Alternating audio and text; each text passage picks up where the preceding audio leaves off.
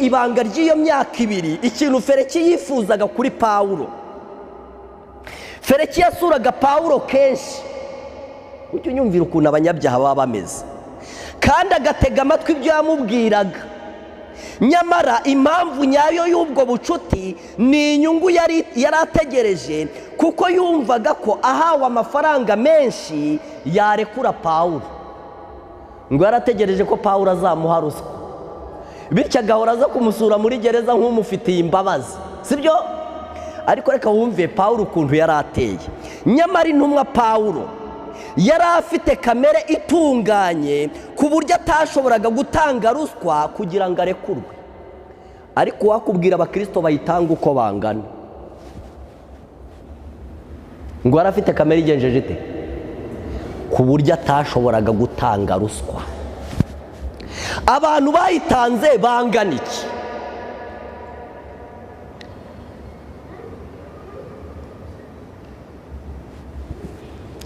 Urebye ibintu abantu bageraho, uko kurikiza n'isi dukoreramo, kugira ngo ibintu bishoboke wagira ngo niwo murongo ahubwo wanditse muri Bibiliya: gutanga ruswa. Ariko ndajya mbabwira ikintu gikomeye. Buriya Imana kugira ngo izatujyane mu ijuru, tuzaba tumaze kuba bizahasohoye rya jambo ngo n'isi ntiyari ikwiriye ko bagenza bate bayibamo.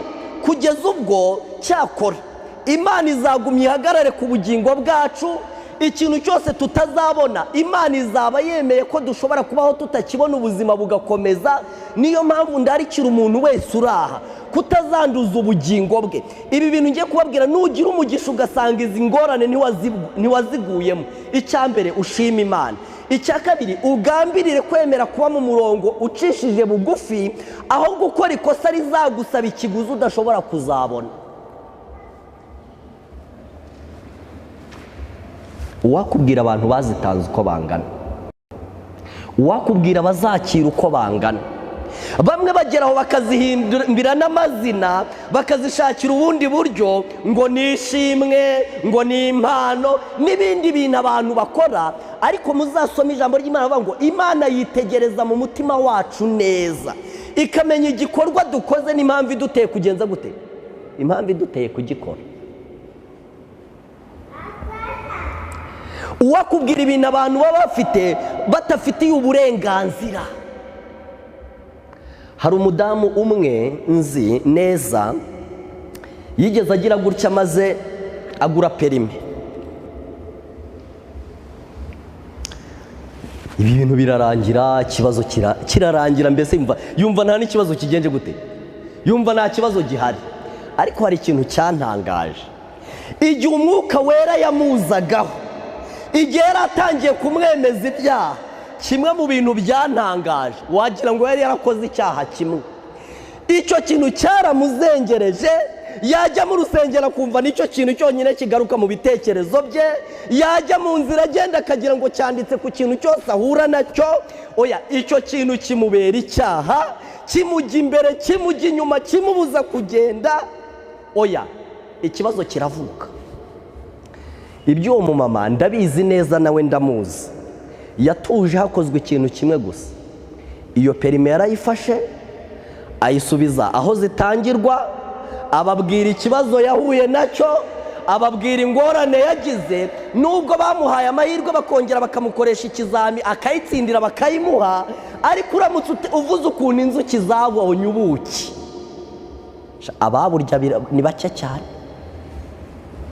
Ubuzima bw'abantu buba burimo amabanga akomeye, aremereye cyane, kugeza ubwo iyo ubutumwa bwiza bubagezeho, igituma abantu benshi batihana n'iki, bahita basanga inzira barazisibye, bahita babona ikintu barimo basabwa kirenze ikintu gishoboka, bahita bibaza impamvu icyo kintu ari ngombwa, baribaza bati kuki utabibwira Imana kugira ngo urekeraho. Ndabararika kugira ngo hatagira ibanga rya Satani na rimwe dusigara tubitse. Nta banga rya Satani tugomba gusigarana tubitse. Amabanga ya Satani yose tugomba kuyashyira ahagaragara tukayamena. Uyu munsi Imana niyo ifite inshingano yo kwemeza abantu ibyaha, mu minsi iri imbere iyo nshingano izaba ifitwe na Satani. Niyo mpamvu nubwo ntavuga buri kintu cyose, oya hari n'abantu baba bafite na diporome na za perime, ibintu byinshi cyane, amabanga arahishwe menshi cyane. Ibyo abantu babiririmbiraho, barabiyoborana, bazi ko Imana ari ukuntu iziyeranja, bakajya mu ijuru ibyo bintu bitiriwe bijya ahagaragara. Icyaha cyose niba cyarakozwe hagomba kugaragara nuko cyihanwe, kandi icyaha cyose cyakorewe umuntu, icyaha cyose cyabaye igikorwa, kwihanwa kwako kigira n'umuntu cyihanirwaho. Niyo mpamvu icyo kintu tugomba kugitinya cyane.